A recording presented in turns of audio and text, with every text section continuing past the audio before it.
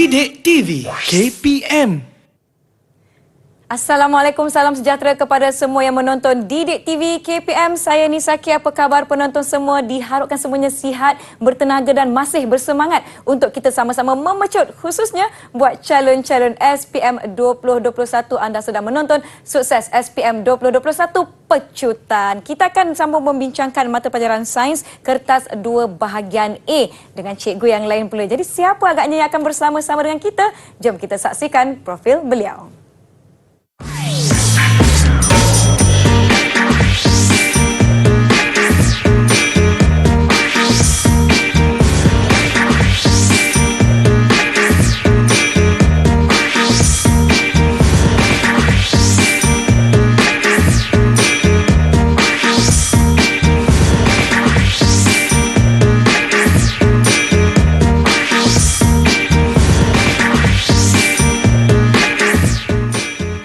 Murid-murid sekalian, bersama-sama dengan kita ada Cikgu Muhammad Raimi Rahim atau mesra disapa Sir Raimi dari SMK Durian Tunggal Melaka. Apa khabar? Khabar baik, Alhamdulillah. Nisa apa khabar? Saya sihat, Alhamdulillah. Dan saya juga bersemangat. Macam saya pula yang nak ambil SPM 2021. Pastinya kalau Nisa ambil, mesti dapat A+. Oh, saya doakan semoga calon-calon semua dapat A+. Kerana hari ini cikgu, kita nak berkongsi pelbagai teknik, pelbagai panduan. Mungkin cikgu ada tips-tips juga kan untuk murid-murid nanti. Jadi saya pun tak nak buang masa. Saya nak jemput cikgu, mungkin kita nak imbas kembali beberapa aspek bagi calon-calon SPM 2021. Silakan cikgu. Baik, terima kasih Nisa. Okey, jadi hari ini kita akan sama-sama mengupas teknik ataupun tips yang penting untuk kita menjawab soalan bahagian A kertas 2 Nisa ya. Okey, baik. Jadi kita kena tahu terlebih dahulu bahagian A ini ada berapa soalan sebenarnya. Kita ada sebanyak 4 soalan, soalan 1, 2, 3 dan 4 di mana jumlah markah keseluruhannya adalah 20 markah. Satu nilai yang sangat besar. Kalau kita nak lulus, kita kena dapat 20 per 20. Kalau kita nak cemerlang Nisa dah dapat A+, mestinya bahagian A kena dapat 20 per 20. Di mana setiap soalan adalah 5 markah dan buat pertama kalinya dalam format baharu KSSM pada tahun ini Nisa, kita memperkenalkan soalan mengaplikasi iaitu 1 markah. Jadi macam mana nak jawab? Saya akan terangkan selepas ini. Jadi dalam bahagian A ini murid-murid akan diuji tentang kemahiran proses sains ataupun KPS. Okey, sebenarnya kita ada sebanyak 12 kemahiran proses sains seperti memerhati, mengelas, mengukur dan menggunakan nombor, membuat inference, meramal, berkomunikasi dan sebagainya Nisa. Okey, so untuk bahagian A ini kita boleh uji calon-calon SPM dalam nombor 1 sampai nombor 11 dan Sir Raimi akan bagi tips ataupun teknik untuk menjawab bagaimana soalan kemahiran proses sains nanti.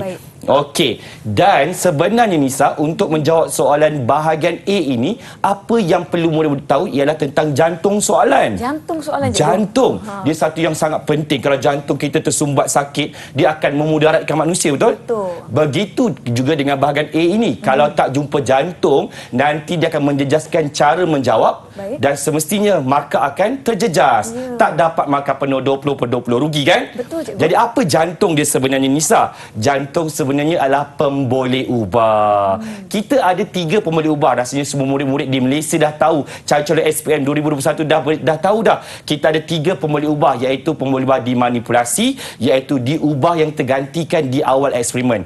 Biasanya adalah bahan yang kita gunakan yang kita ubah-ubahkan. Okey? Dan kata singkatannya yang sering digunakan adalah PM.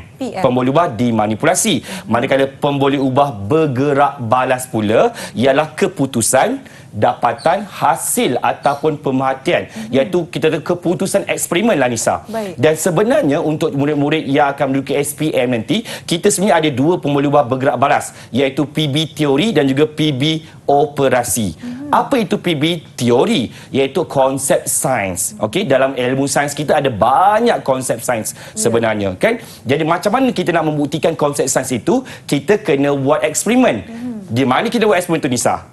Dalam makmal. So bila kita buat dalam makmal mesti ada eksperimen. Bila kita buat eksperimen ada keputusannya, iaitu kita namakan sebagai pemboleh ubah bergerak balas secara operasi. Jadi keputusan dalam eksperimen nanti akan menggambarkan kita punya teori ataupun konsep sains yang sebenar. Baik. Dan yang ketiga Nisa ialah pemboleh ubah dimalarkan. Kata singkatan yang sering digunakan ialah PD. Dimalarkan. So apakah pemboleh ubah dimalarkan ini? Iaitu yang sama, yang tetap, yang kekal, yang tidak berubah sepanjang eksperimen dilakukan. Baiklah, nampaknya kita telah disegarkan minda kita dengan orang kata apa, pemboleh ubah ataupun jantung soalan. Betul. Pertama kali saya dengar soalan ada jantung. Kalau manusia, jantung ni komponen yang sangat-sangat penting, Betul. organ yang sangat penting. Betul. Begitu juga dengan kertas peperiksaan anda. Kita akan berhenti seketika. Yang di rumah jangan ke mana-mana, kembali selepas ini di Sukses SPM 2021 Pecutan.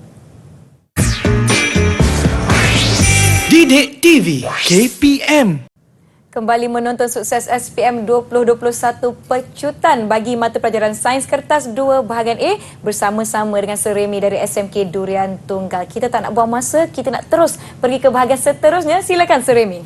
Baiklah, thank you Nisa. Jadi kita dah tahu kita ada 3 pemboleh ubah dan sebenarnya kita nak tahu pula bagaimana kita nak dapatkan pemboleh ubah itu daripada kertas soalan. Baik. Sebenarnya dah bagi dalam bahagian A ini soalan 1, 2, 3, 4 memang kita dah bekalkan kepada calon ialah pemboleh ubah. So murid-murid ataupun calon-calon SPM ini perlu tahu bagaimanakah untuk mendapatkan pemboleh ubah itu. So bagaimana caranya? Ada 4 cara. Yang pertama ialah daripada graf, jadual, gambar rajah dan juga penyataan soalan. Jadi kita akan kupas satu demi satu Nisa. Baik. Bagaimana nak dapatkan pemboleh ubah daripada 4 cara ini.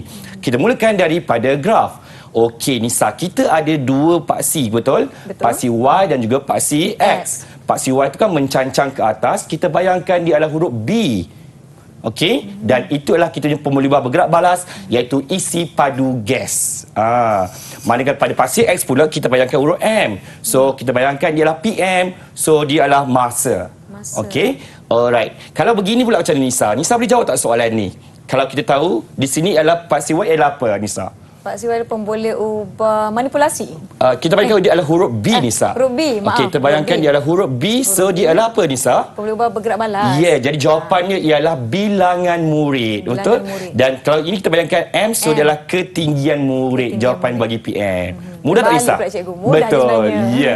Okey. Baik, kalau jadual pula sering rasa macam boleh jadi Yahoo. Kenapa boleh jauh? Sebab mudah sangat tentukan PM dengan PB. Kebiasaannya yang di bahagian kiri ialah kita punya PM, jenis paku. Jawapannya. Kalau pemboleh bergerak balas ialah di sebelah kanan, keadaan paku.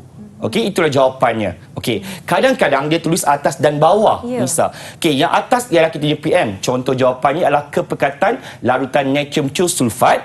Kalau di bahagian bawah pula ialah kita punya PB. Pandai. So masa yang diambil untuk tanda X tidak lagi kelihatan. So murid-murid kita tahu kalau kiri, kanan, atas ataupun bawah ialah kita punya PM ataupun PB. Okey, kita tengok kalau gambar rajah. So memang akan ada soalan yang melibatkan gambar rajah dalam bahagian A kertas 2 SPM. Jadi gambar rajah sebenarnya ialah bahan rangsangan untuk membantu calon. Jadi macam mana dia boleh bantu? Kita kena tahu pemboleh ubah dimanipulasikan terlebih dahulu, iaitu bahan yang berbeza yang kita gunakan. So kita nampak yang ini adalah logam P dan ini adalah ini adalah sebenarnya adalah logam Q ya. Alright, logam Q. So ada 2 bahan yang berbeza. Jadi kita boleh tulis apa ni Nisa? PM, cikgu. PM dia adalah jenis logam ataupun subjek sains ialah subjek yang mudah. Calon-calon boleh salin semula. Salin logam P dan juga logam Q. Mudah.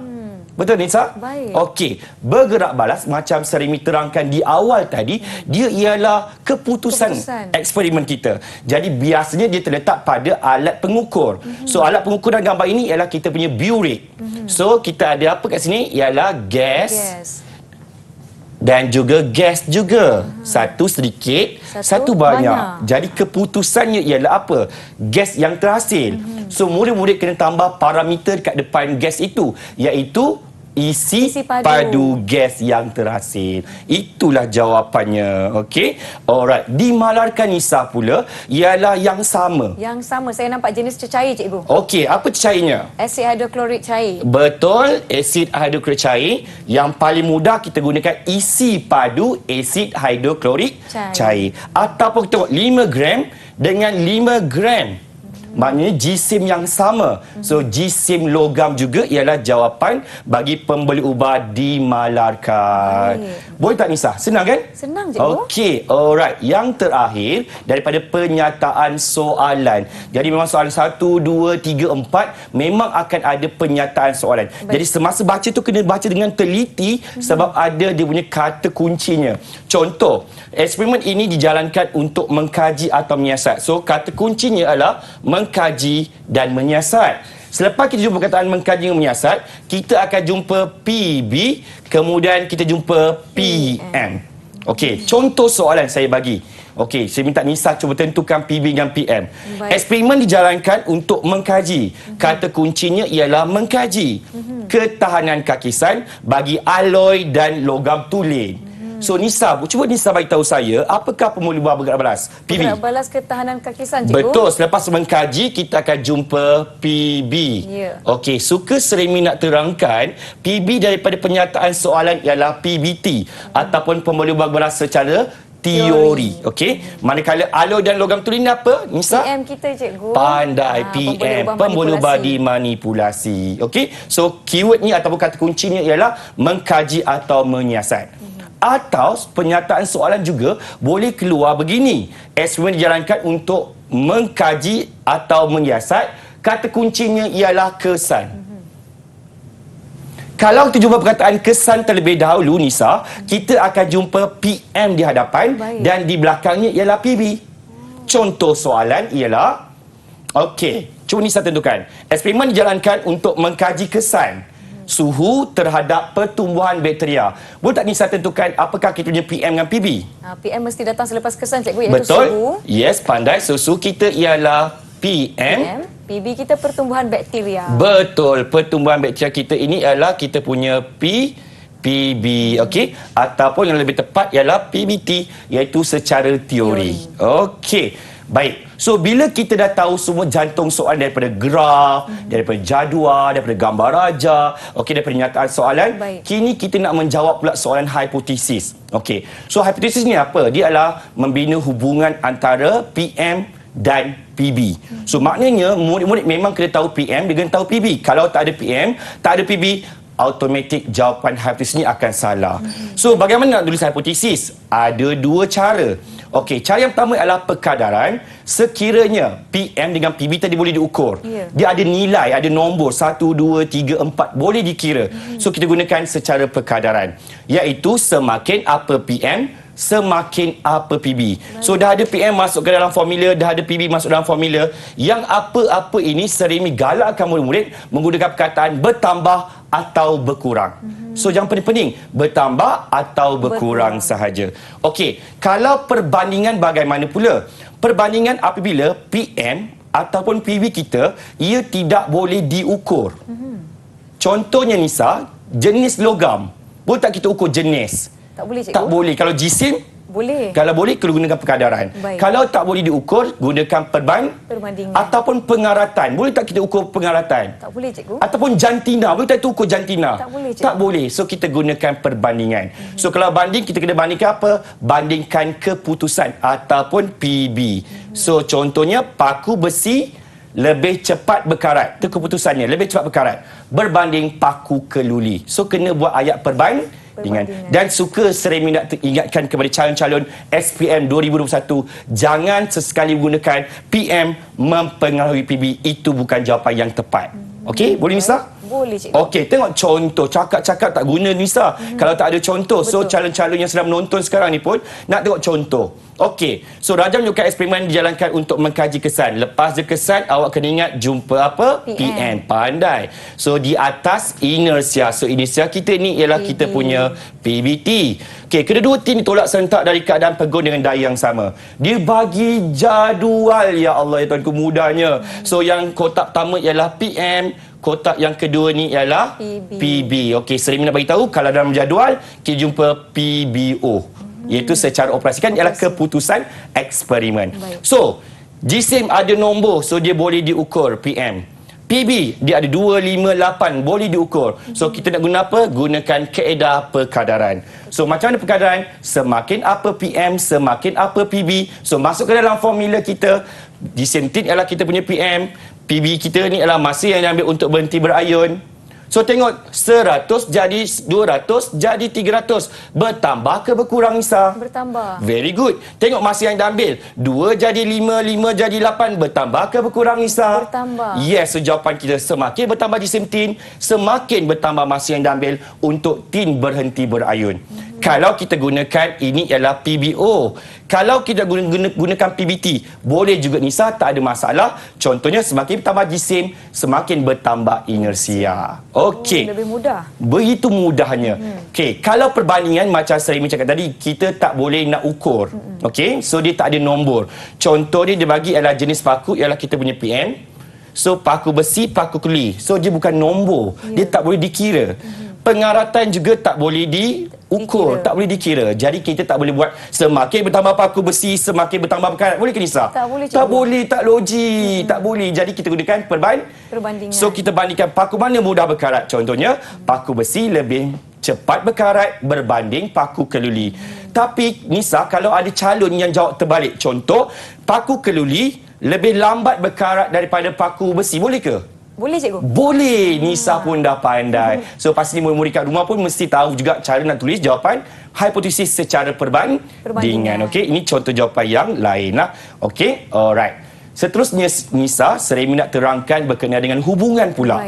Nama pun hubungan kan? Membina hubungan. So apakah itu hubungan? Hubungan sebenarnya definisinya adalah lebih kurang macam hipotesis, iaitu membina hubungan antara PM dan PB. Lagi sekali, mesti ada PM, mesti ada PB. Contohnya nak jawab, mesti gunakan perkadaran. Sekali lagi macam hipotesis. So semakin apa PM, semakin apa PB. Yang apa ini dua perkataan sahaja yang sering galakkan. Apa dia Nisa? Bertambah dan berkurang. Very good, pandai Nisa. Okey. So tengok contoh. Okey, jangan gunakan PM mempengaruhi PB. Okey, itu akan ditolak. Okey, sekarang ini adalah contoh soalan. Okey. Contohnya adalah nyatakan hubungan. So memang dalam kertas soalan nanti dia akan secara terus ditulis hubungan. So murid nampak je hubungan, cara nak jawab dia mestilah apa Nisa? Perkadaran. Dan dia dah bagi dah antara bilangan koloni bakteria dengan masa. So bilangan koloni bakteria dengan masa ni salah satu adalah PM, satu adalah PB. Okey. Dan sebab Seremi ambil sebahagian je soalan tak ambil penuh. So Seremi bagi tahulah. So masa kita ialah PM. Bilangan koloni bakteria kita ialah PB. So boleh tak Nisa tolong Seremi buat ayat hubungan? Semakin apa PB, semakin apa PM. Semakin bertambah bilangan koloni bakteria. PM dulu Nisa, ingat semakin apa PM?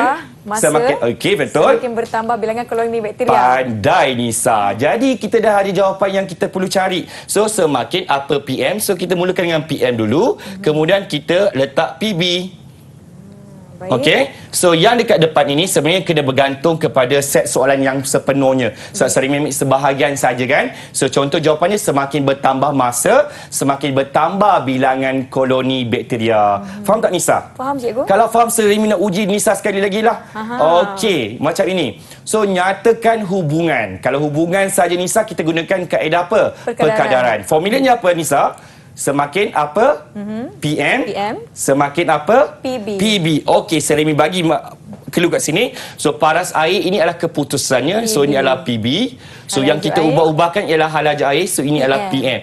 Boleh tak Nisa bantu Seremi buat ayat yang penuh? Semakin bertambah laju air, semakin bertambah paras air. Okey, alright. Sebab kita tak dapat penuh kan? Berkurang, maaf. Okey, alright. Okey, tak apa. Sebab Nisa nak bagi contoh sebenarnya penulisan hubungan. Sebab Seremi ambil sebahagian je. Okey. So, ini sebenarnya tajuk prinsip Bernoulli. Prinsip Bernoulli. Bila laju air bertambah, so semakin berkurang tekanan. Okey. Menyebabkan kesan paras airnya pun akan berkurang. So, contohnya semakin bertambah laju air, semakin berkurang paras air. Yang apa yang saya nak sampaikan, yang dekat atas mestilah PM.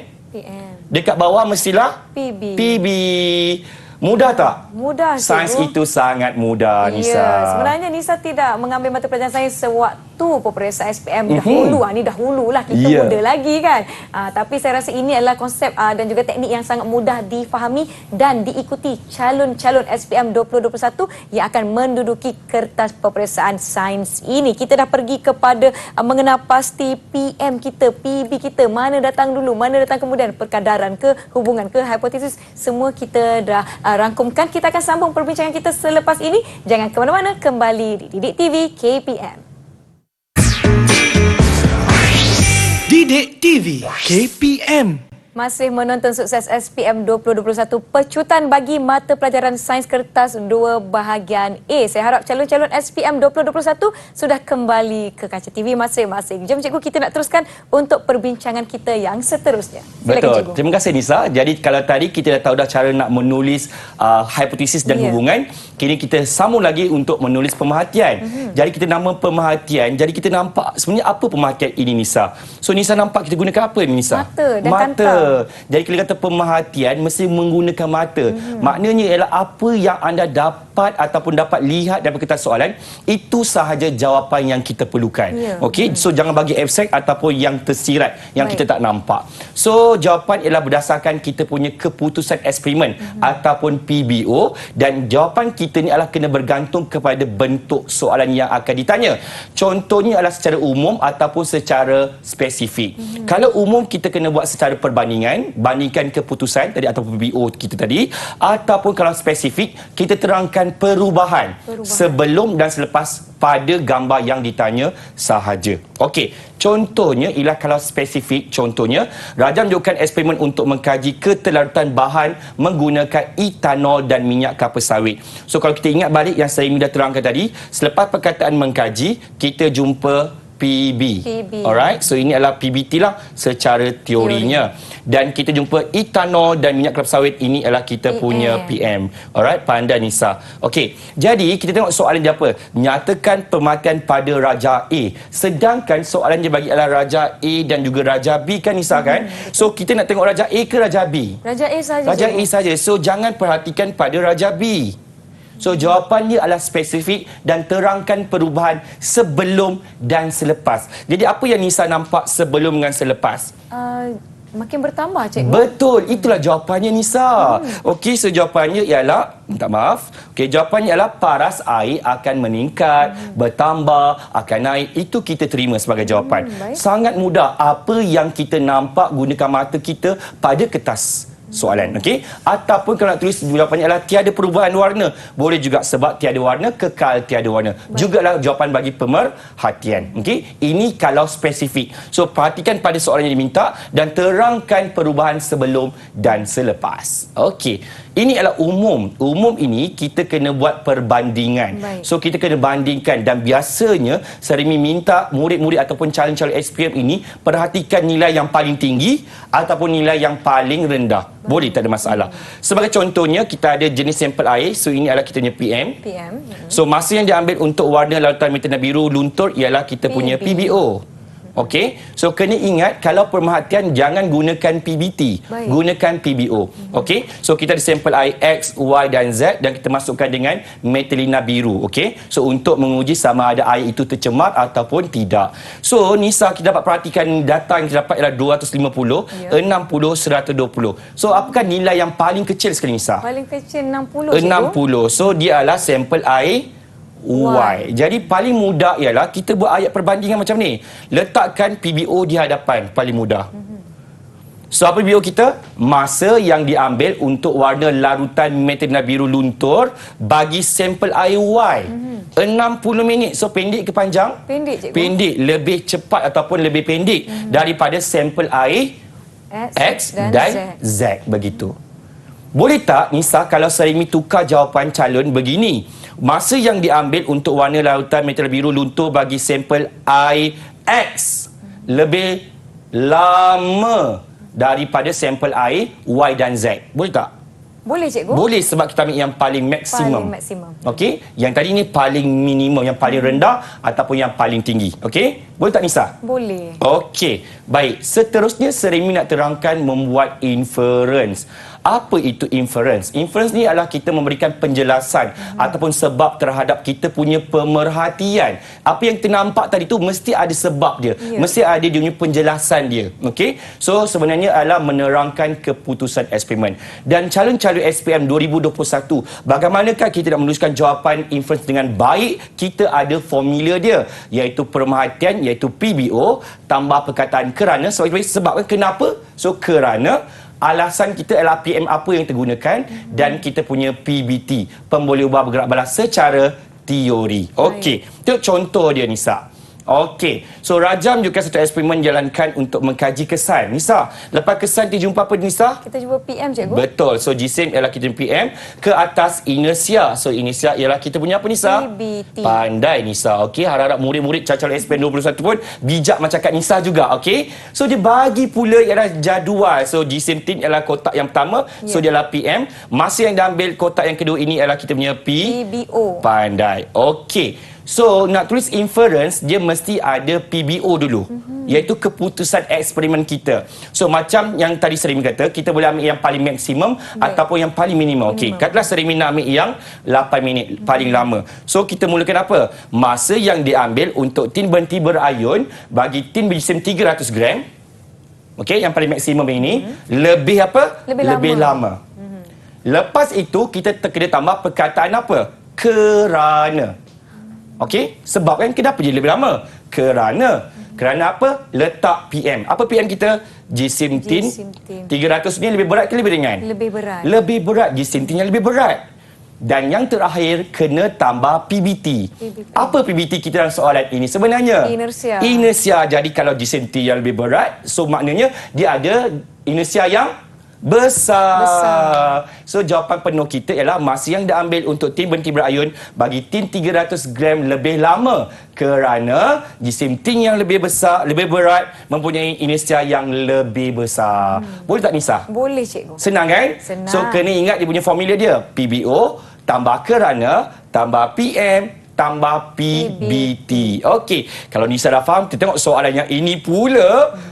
Macam tadi lebih kurang. Okey, so inference kita mesti bermula dengan PBO. PBO kita yang kita nampak tadi, Nisa, paras air apa? Meningkat. Yes, tulislah paras air meningkat. Kemudian tambah perkataan kerana. Okey, lepas kerana tambahkan PM kita. So PM kita ada dua tadi. Satu ialah etanol, satu minyak kelapa sawit. So yang A ni kita gunakan apa? Kita gunakan etanol, cikgu. Yes, so letakkan perkataan etanol, kerana etanol. Kemudian tambah PBT. Apa PBT kita tadi? Keterarutan bahan. Jadi larut ke tak larut air etanol dalam air suling? Larut kan? Jadi ialah etanol melarut dalam air suling. Jadi jawapan penuhnya ialah paras air meningkat kerana etanol melarut dalam air suling. Baik. Senang ke senang, Nisa? Senang, cikgu. Alhamdulillah. Okey, itu ialah inference. Okey, seterusnya kita nak beralih pula ialah membuat definisi secara operasi ataupun kata singkatannya ialah DSO. Okey, definisi secara operasi. So apakah itu DSO? Iaitu kita kena menerangkan hasil eksperimen ataupun keputusan eksperimen tersebut, ditambah pula dengan bagaimanakah operasi mengukur ataupun membuat pemerhatian. Jadi nak terangkan keputusan tadi tu dalam bentuk bagaimanakah cara dilakukan eksperimen ataupun amali tadi tu dalam makmal. Okey. So untuk tulis jawapan DSO, Seremi pun ada formulanya, Nisa. Okey, mudah saja. Kita ada 7 langkah menulis kita punya DSO.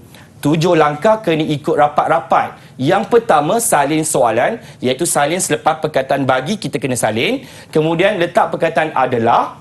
Step yang kedua. Langkah yang ketiga ialah satu perkataan yang sesuai. Contohnya adalah bahan, proses, keadaan ataupun prinsip. Okey, pilih satu sahaja. Okey, dan suka Seremi ingatkan jangan gunakan perkataan sesuatu. Okey, so memang kita akan tolak. Okey, so yang keempat, tambah ayat yang menyebabkan atau yang menghasilkan. Okey, langkah yang kelima ialah letakkan PBO, iaitu keputusan eksperimen kita. Yang keenam, letak perkataan apabila. Dan yang ketujuh, terangkan operasi ataupun kaedah secara ringkas. Biasanya kaedah ini akan diberi dalam soalan. Baik. Okey, tengok contoh soalan ini.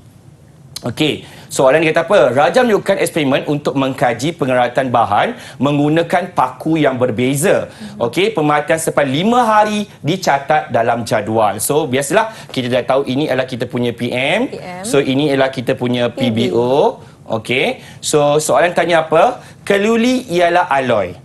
Keluli ialah alloy. So, kita ada paku besi, kita ada paku keluli. So, kita nak pilih yang mana? Nak tengok. Kita tengok yang paku keluli. Sebab dia dah cakap dah keluli ialah alloy. So mesti ada kaitan dengan keluli.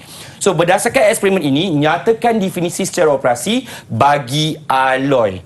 Okey, so ada berapa langkah ni Nisa? Ada 7. 7. Yang pertama ialah salin. So salin apa? Salin alloy. Alloy. Kemudian tambah perkataan adalah. Kita letak perkataan adalah. Kemudian kita pilih satu perkataan yang sesuai. Contohnya adalah bahan, proses, keadaan ataupun prinsip. So Nisa rasa alloy ni apa? Bahan ke proses? Bahan, cikgu. Betul. So dia adalah sejenis bahan. So alloy adalah bahan. Dah step yang ketiga, langkah yang ketiga. Langkah yang keempat ialah yang menyebabkan. Tambah perkataan yang menyebabkan. Okey, langkah yang kelima ialah kita menerangkan keputusan, iaitu PBO. So tengok paku kelili dia berkarat ke tidak berkarat? Tidak berkarat. Tidak berkarat. Pindahkan dekat kita punya kertas jawapan. So alloy adalah bahan yang menyebabkan paku kelili tidak berkarat. Langkah yang keenam, letak perkataan adalah. Okey, letak perkataan sebentar saya, apabila. Adalah dah letakkan. Okey, langkah yang keenam ialah apabila. Dan langkah yang ketujuh, menerangkan eksperimen secara ringkas. So dia dah bagi dah. Paku kelili ni direndam dekat dalam mana ni Nisa? Dalam larutan natrium klorida, cikgu. Selama berapa hari Nisa? 5 hari. 5 hari. Pindahkan semula dalam kertas jawapan anda. So jawapan kita ialah apabila paku kelili direndam dalam larutan natrium klorida selama 5 hari. Baik. Jadi satulah lengkap jawapan bagi definisi secara operasi. Okey. Baik. Alright, tu kita 7 langkah kan Nisa kan? Betul. Okey, tengok contoh yang ini pula Nisa. Okey, so kita ada disintim sebagai kita punya PM. So masa yang dah ambil ni ialah kita punya PBO. Soalan tanya ialah berdasarkan eksperimen ini, nyatakan definisi secara operasi bagi inersia. So langkah yang pertama apa Nisa? Letak inersia, cikgu. Betul, kita salin semula inersia. Langkah yang kedua letak perkataan adalah, betul. Langkah yang terpilih satu perkataan yang sesuai. Contohnya bahan, proses, keadaan ataupun prinsip. Mana yang lebih sesuai? Prinsip, cikgu. Prinsip tu kalau dia ada melibatkan perkataan prinsip, Nisa. Contoh prinsip Bernoulli ataupun prinsip Archimedes, prinsip Pascal. So inisial dia tak ada prinsip, jadi dia adalah berlaku secara semula jadi. Kalau ia berlaku secara semula jadi macam momentum, tekanan, inersia, kita gunakan perkataan keadaan. Pandai. So kita gunakan perkataannya adalah keadaan. Okey. Kemudian langkah yang keempat, letak ayat yang menyebabkan. Okey, langkah yang kelima ialah menerangkan keputusan. Macam kita buat yang tadi, kita ambil yang paling maksimum lah biasanya. So, masa yang diambil untuk tin berhenti berayun lebih lama. Yang 8 minit, lebih lama. Okey, itu adalah langkah yang kelima. Langkah yang keenam, kena letak perkataan apa? Apabila. Betul, apabila. Dan langkah yang terakhir menerangkan bagaimanakah eksperimen ini dilakukan. So, kita gunakan apa? G-tin yang mana? Yang lebih 300 besar. Yang lebih besar. So tim GC 300 boleh, yang lebih besar boleh, tak ada masalah. Nisa diterima, ditolak secara serentak dari keadaan pegun dengan daya yang sama. Mana dapat ni Nisa jawapan ni?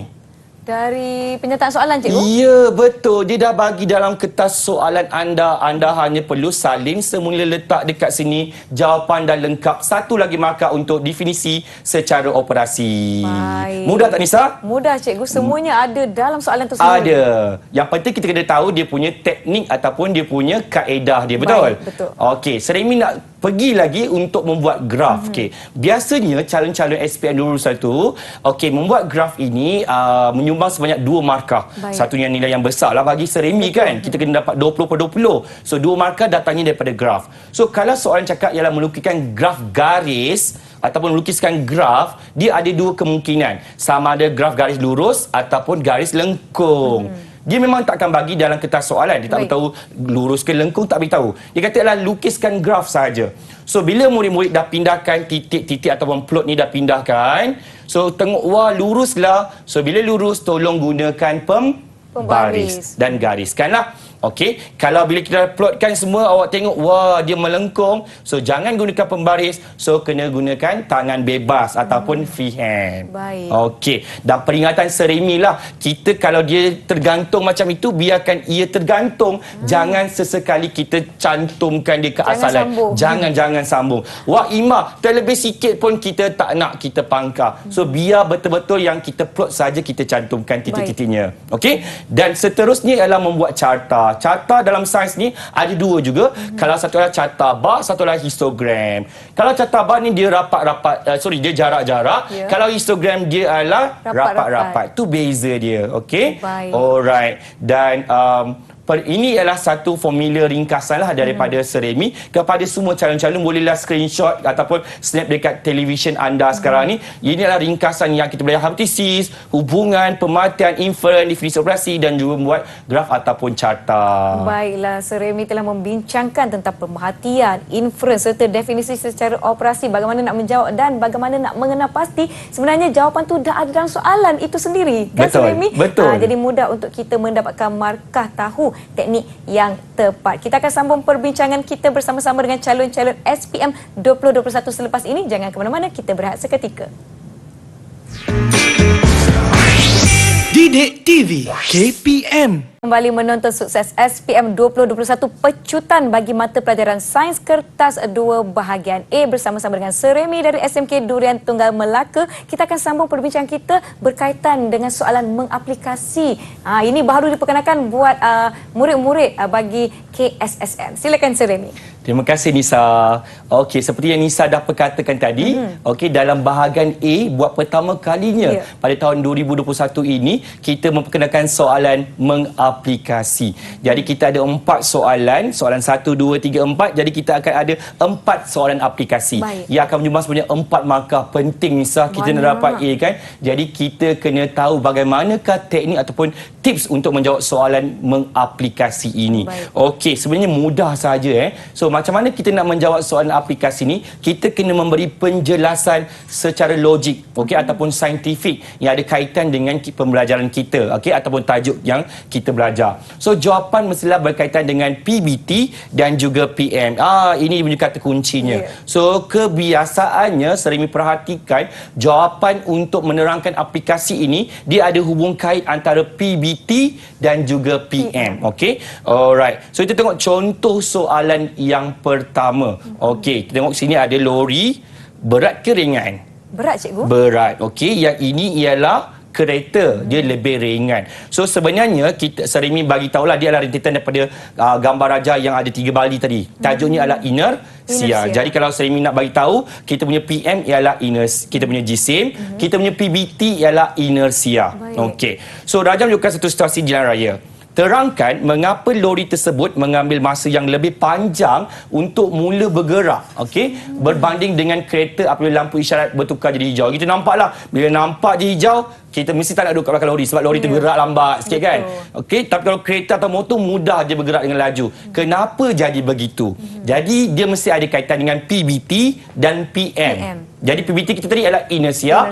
PM kita adalah jisim. Satu berat, satu ringan. Okey, lori ialah berat, kereta adalah ringan. Jadi kenapa kereta bergerak cepat? Kenapa lori bergerak lambat? So kita jawab adalah kenapa lori? Kenapa lori? So cakaplah lori punya jisim yang besar atau lebih berat. Jadi bila dia berat, maka dia akan mempunyai inersia yang besar. Okey. So apa itu inersia sebenarnya? Inersia ni adalah satu kecenderungan ataupun kebolehan sesuatu objek ataupun jasad untuk mengekalkan keadaan asalnya. Jadi kalaulah lori tadi dalam keadaan pegun, dia tak bergerak, jadi dia lebih cenderung untuk kekal dalam keadaan pegun. Sebab tu dia sukar untuk memulakan pergerakan. Okey, itu contoh yang pertama. Tengok contoh yang kedua. So Raja menunjukkan satu situasi di stesen kereta api lah. So tengoklah, ini adalah kereta api. So apa yang kita dapat perhatikan dekat stesen kereta api ni, kita ada line berwarna kuning ni. Okey. So Nisa, kita kena berada di hadapan line kuning ke ataupun di belakang garisan kuning ni? Di belakang garisan kuning. Kalau kat depan berbahaya tak? Sangat berbahaya. Ya, kalau dari sudut sainsnya, mengapa kita perlu berdiri di belakang garisan kuning semasa menunggu kereta api di stesen kereta api? Kenapa? Jadi, dia ni sebenarnya adalah tajuk daripada prinsip Bernoulli. Prinsip Bernoulli kata apa? Semakin bertambah laju, semakin berkurang tekanan. Jadi, bila kita punya kereta api bergerak dengan laju, Baik. okay, so hal lajunya tinggi, secara automatik dia akan menghasilkan tekanan yang rendah. Okey, siapa yang cakap? Dalam prinsip Bernoulli.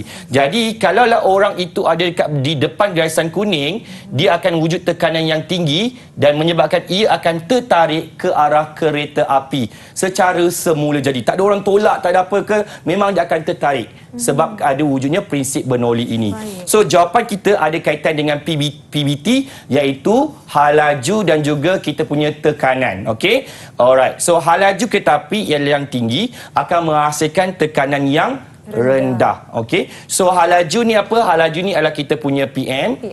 So, tekanan ini adalah kita punya PBT. So, jawapan calon-calon mesti ada kaitan dengan PM, mesti ada kaitan dengan PBT, okey. So menyebabkan penumpang akan tertarik ke arah kereta api yang sedang bergerak. So jangan berada di depan garisan kuning. Sangat-sangat berbahaya. Okey, tengok contoh soalan yang terakhir. So Raja menunjukkan sebuah pagar di sebuah rumah. Okey. So pagar ini dia buat pada sejenis bahan yang berkilat, okey, dan warna perak. Okey. So agak-agaknya Nisa, apakah bahan dia ni?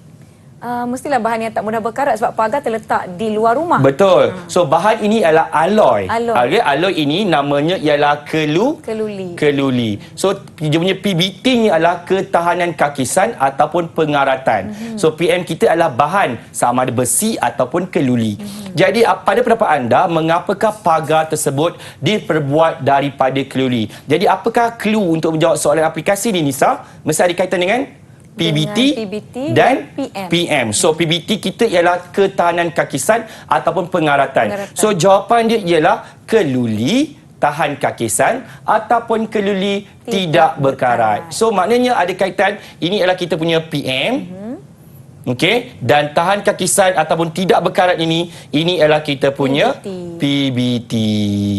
Okey, so itulah caranya untuk menjawab soalan mengaplikasi. Walaupun dia ada satu soalan setiap soalan, okey, ada satu saja pecahannya, tapi jumlahnya adalah 4 markah. So sangat-sangat penting. Betul tu. Di dalam mana-mana peperiksaan sekalipun, satu markah pun sangat-sangat berharga untuk menentukan kecemerlangan kita lulus sesebuah kertas itu. Jadi bagi mata pelajaran sains kertas 2 bahagian A, Seremi dah berkongsi pelbagai panduan, tips, teknik dan nak mengenal pasti mana PM kita, mana PBT kita, betul, mana PBO kita yang penting. Dan saya harapkan ianya bermanfaat untuk calon-calon SPM 2021. Saya nak minta Cikgu Remy untuk memberikan sedikit ucapan ringkas dan padat buat calon-calon mungkin dari SMK Durian Tunggal ataupun calon-calon secara amnya di seluruh Malaysia. Silakan Cikgu. Okey, terima kasih Nisa. Jadi Seremi ingin merakamkan ucapan penghargaan terima kasih dulu kepada Sukses SPM 2021 Didik TV KPM dan juga saya ingin merakamkan ucapan semoga berjaya kepada semua calon-calon SPM 2021 khususnya bagi mata pelajaran sains, sebab mata pelajaran sains ini adalah antara subjek atau mata pelajaran yang sangat mudah untuk kita skor, mendapat sekurang-kurangnya A-.